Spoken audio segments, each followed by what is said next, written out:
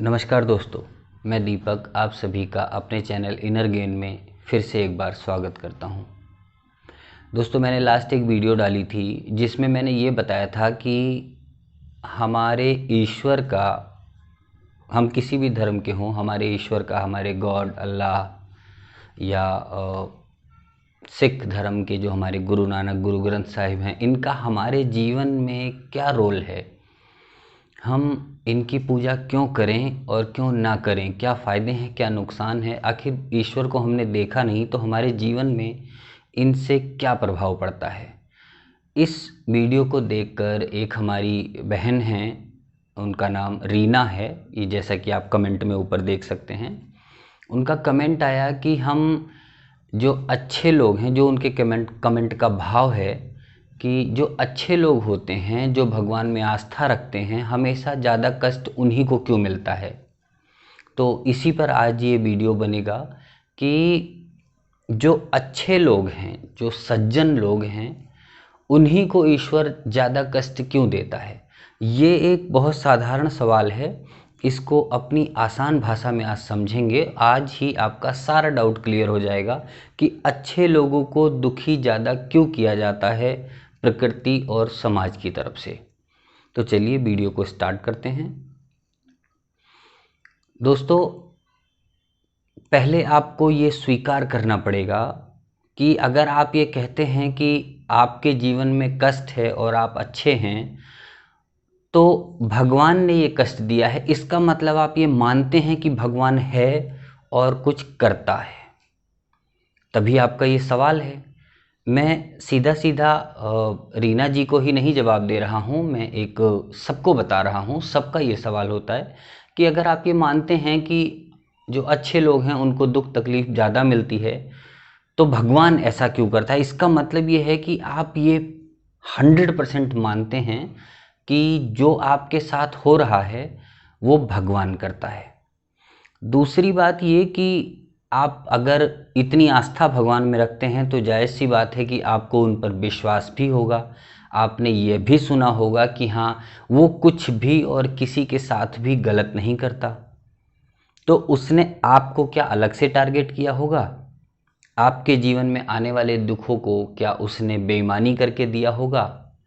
तो यहाँ पर मेरा जो कहने का मतलब है वो ये है कि आपको अपने अंतर्मुखी होके अपने अंदर से ये सवाल पूछना चाहिए कि आपके द्वारा जो भी कष्ट भोगे जा रहे हैं, आखिर उनका कोई कारण तो होगा। वो गलती तो नहीं करेगा। आपको छोटा कष्ट मिले या बड़ा कष्ट मिले, वो गलती नहीं करता, तभी आपकी इतनी आस्था है।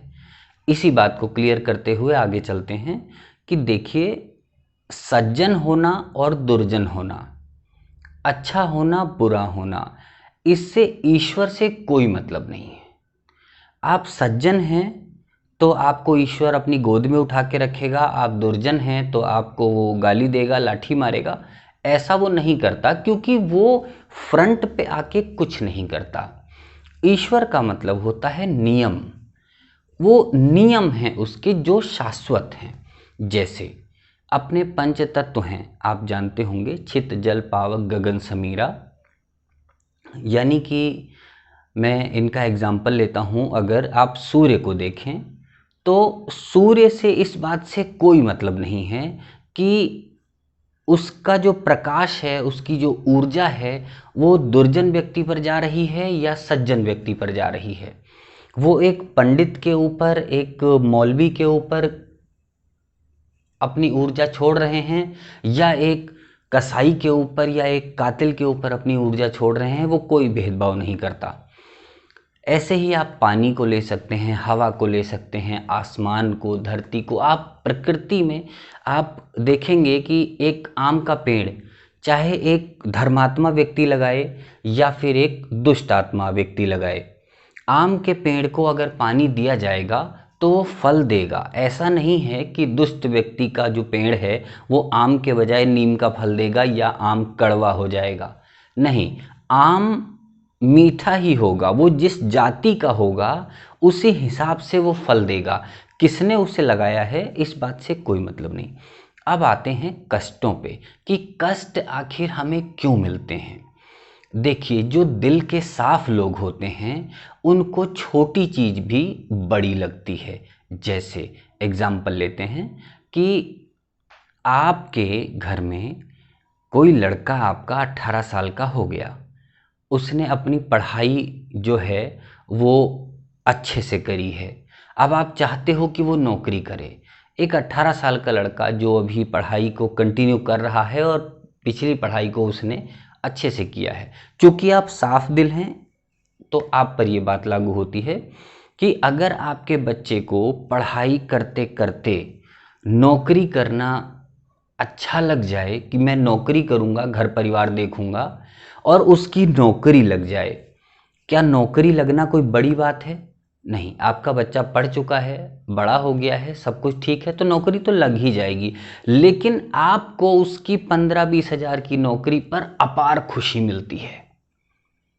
समझिएगा, आपको उसकी 15-20 हज़ार की नौकरी पर अपार खुशी मिलती है क्योंकि आप सज्जन हैं, आप दुष्टता नहीं करते। और वहीं जब आपके लड़के को किसी दिन बुखार आ जाता है शाम को, तो आपको इतना दुख होता है, इतनी फीलिंग आती है, आप रो पड़ते हैं कि जैसे कि उसको कैंसर जैसी कोई भयानक बीमारी हो गई हो। अरे बुखार ही तो है, ठीक हो जाएगा, कॉमन बात है, बहुतों के बुखार होता है।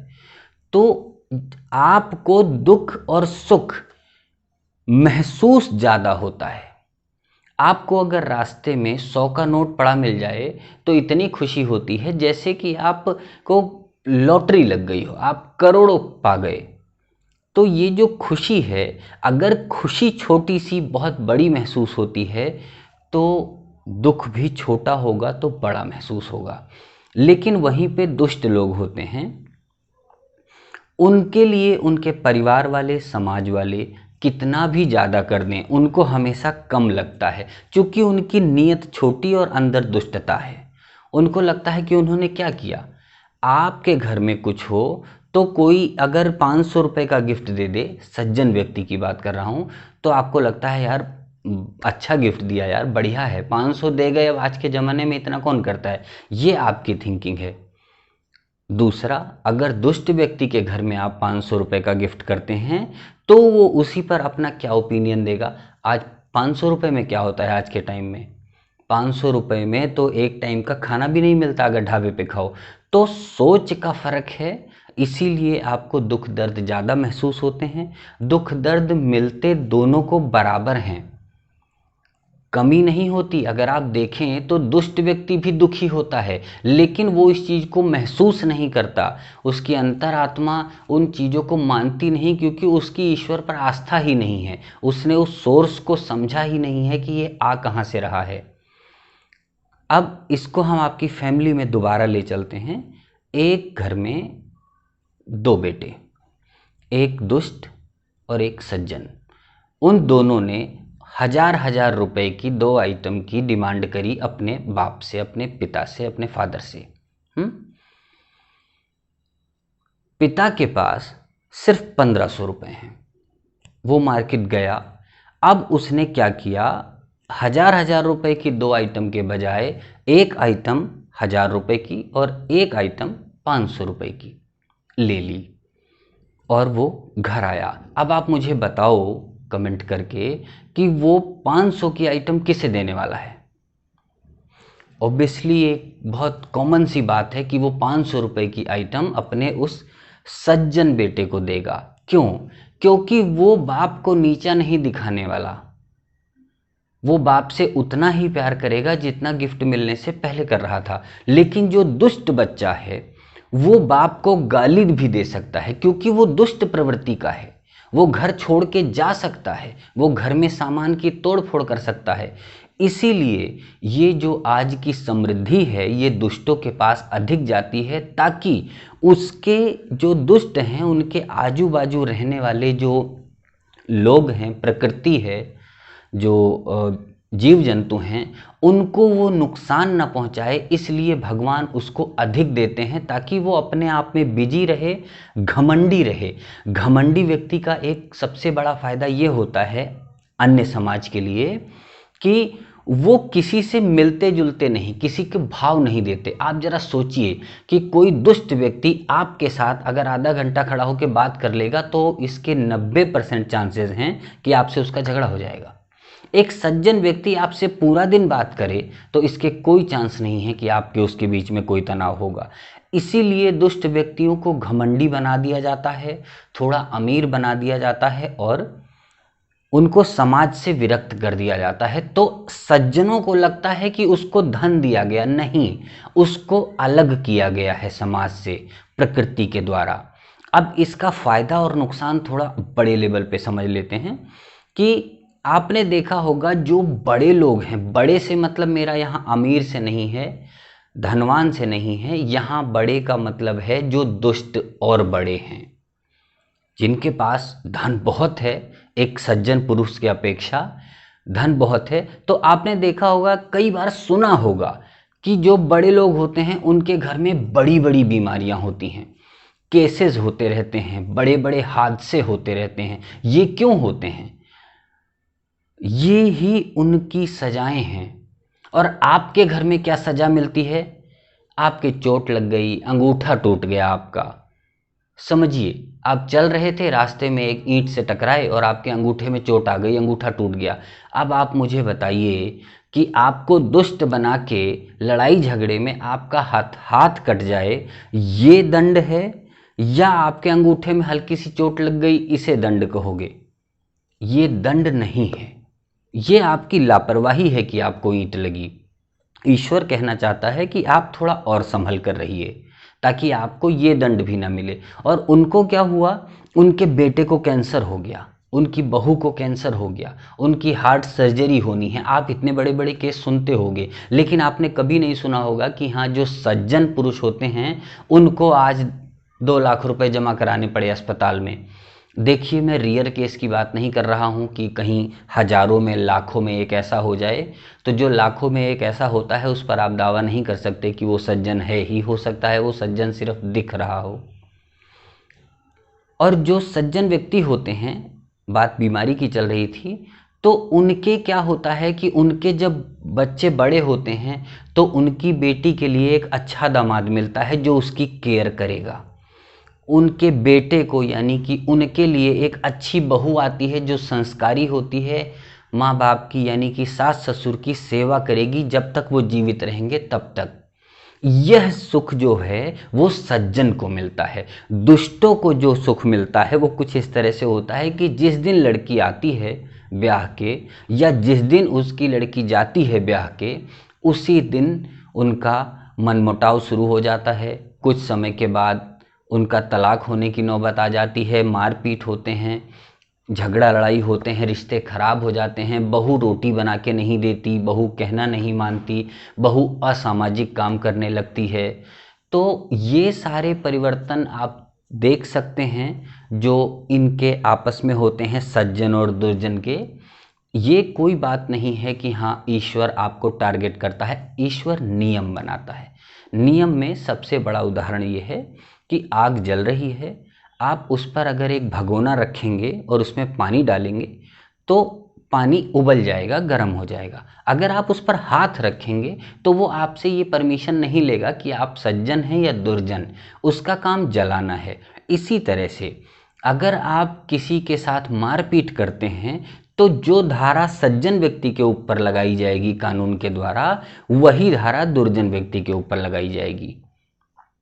क्योंकि कानून सबके लिए बराबर है, इसी तरह से उसका कानून भी सबके लिए बराबर है। आप कहीं चूक जाते हैं, आपसे कोई मिस्टेक होती है, आपको सजा देके छोटे में ही निपटा दिया जाता है, रफा दफा कर दिया जाता है। इसलिए आपको लगता है कि मेरे जीवन में बार बार दुख आ रहे हैं। सच्चाई ये नहीं है। सच्चाई ये है कि आपको छोटे छोटे टुकड़ों में दुख देके और आपकी जिंदगी को स्मूथली चला रहा है ईश्वर। लेकिन यहीं पर दुष्टों में वो 1 साल, 2 साल, 5 साल, 10 साल तक बहुत अच्छा जीवन व्यतीत करते हुए नजर आते हैं। फिर अचानक से पता लगता है कि उनके बड़े लड़के को किसी ने जान से मार दिया। तो ईश्वर की आपके ऊपर कृपा है, कृपा बनी रहे।